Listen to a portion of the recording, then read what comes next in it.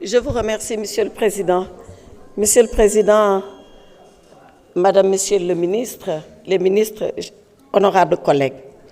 Monsieur le Président, cette loi, elle est dangereuse. Elle est dangereuse 3 fois. Parce que tout d'abord, elle est personnelle. Or, le propre d'une loi, c'est d'être de portée générale et impersonnelle. Elle est votée erga omnes. Mais pourquoi disons-nous que cette loi, elle est personnelle? On le dit parce que, quand on regarde l'ancien article 29, que celui-là a vocation à réformer et à remplacer.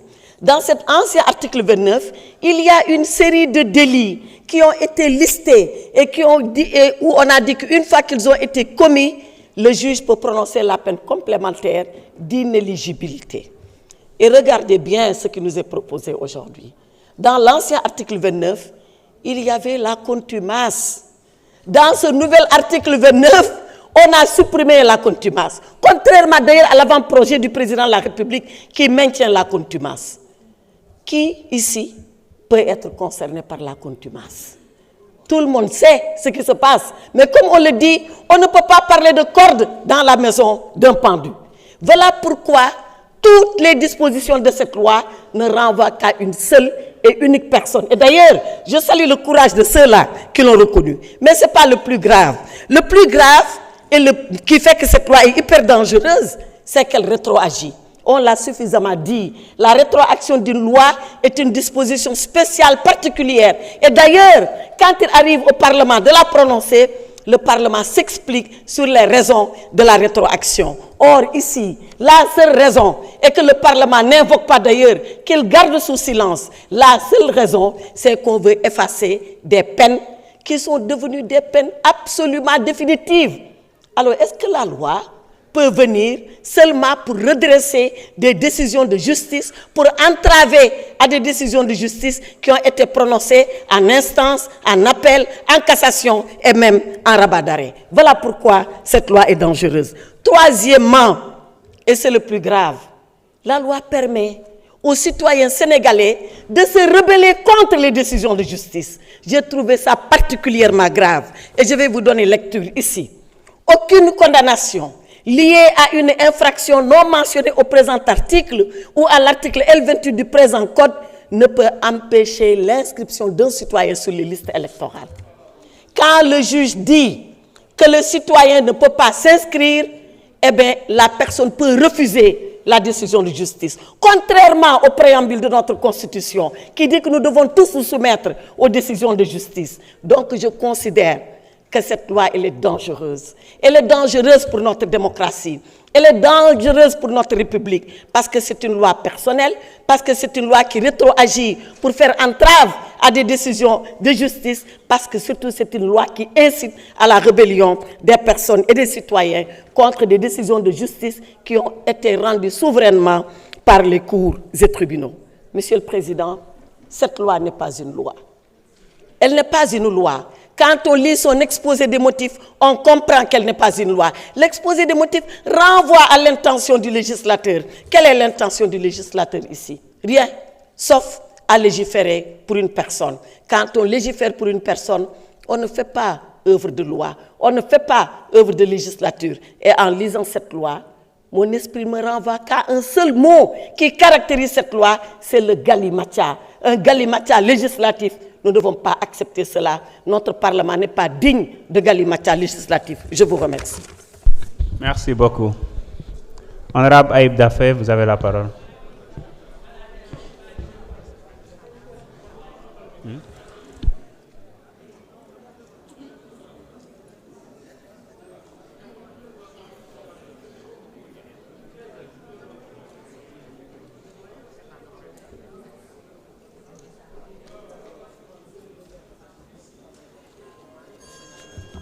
Voilà, merci beaucoup, Monsieur le Président, Monsieur le ministre de l'Intérieur et de la Sécurité publique, Madame le secrétaire d'État chargé des relations avec les institutions, chers collègues, maa ngi leen di nuyu sénégalais yi ñuy seetaan yëpp, di nuyu également toute la communauté internationale. Di wax ni rek proposition de loi ba nga xam ne moom nañ leen soumettre gis nañ ni débattre nañ ci malheureusement débat bi en tout cas argument yi ñu doon xaar yu jóge ci kujje bi pratiquement dégguñu ci benn du ay argument yu dëgër du ay argument yoo xam ne maanaam luñ fi proposé remettre nañ ko en cause parce que wax nañ déjà lu njëkk mooy ni am na ñoo xam ne sax sama collègue bu fi jógee disposition de loi bu baax bi sax yoru ko parce que lu mu lire nekkul ci loi bi waaw loi bi alinéa bu muy cité dafa ne nul ne peut empêcher l'inscription ma dégg mu ne aucune condamnation donc amul version bu baax bi donc beneen bi mooy ni soo jëlee d'abord sur la forme dama jóg a ñëw sur la forme ak sur la procédure ba pare wax ni du ñuy rappeler ni constitution bi moo ñu may initiative législative mooy article 80 de la constitution muy naan l'initiative des lois appartient concurremment au président de la République au premier ministre et aux députés léegi ma dégg ci débat bi ñoo xam ne dañu ne député yi waroo leen utiliser seen initiative bu leen constitution may donc ñoom maanaam amuñu problème ak Pastef amuñu problème ak groupe parlementaire bi constitution bi nañu amal problème ñeneen ñi ne way da ngeen war a dialoguer da ngeen war a am consensus lu ma yor nii de c'est le rapport général du dialogue national moo ngi soo leen demee ci internet bi téléchargé ko mu ngi ci il est disponible suñu liiree ñu fa nekkoon participer woon dialogue bi nañ ci gis ni 80% ñuy naan da ngeen war a dialoguer ut consensus bu ñu wotee dialogue nekk ñu fa woon dañoo boycotté léegi ñu ñuy boycotté ba pare bëgg ñu am consensus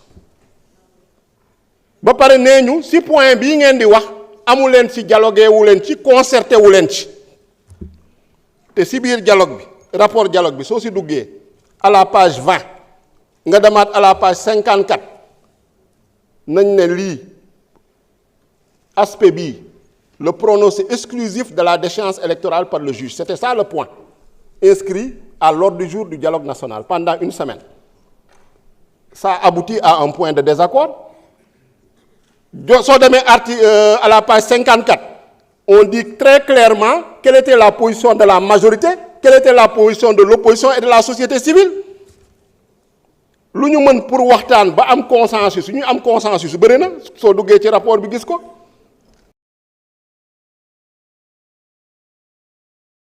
vote des personnes en détention qui conservent leurs droits électoraux am nañ ci consensus révision permanente sur les listes électorales am nañ ci consensus la loi sur les partis réaménagement de la loi sur les partis politiques am nañ ci consensus mais dafa am yoo xam ne dañoo dialoguer am point de désaccord mais lu ma gën a jaaxal nag mooy ñoo xam ne ñoom ñëwuñu woon ca dialogue ba donc créé wuñu les conditions d'un consensus ñooy laaj il faut que ngeen am consensus par force loolu fu mu amee ba pare remettre en cause même le principe du fonctionnement de la démocratie représentative léegi nee nañ démocratie Sénégal daal majorité amatu fi njëriñ élection amatu fi njëriñ dem élection ñu fal la askan wi fal la amatu fi njëriñ assemblée nationale bi amatu fi njëriñ maanaam mbir yi ci ay palais des congrès nañ koy régler wala ca place publique ba nañ koy régler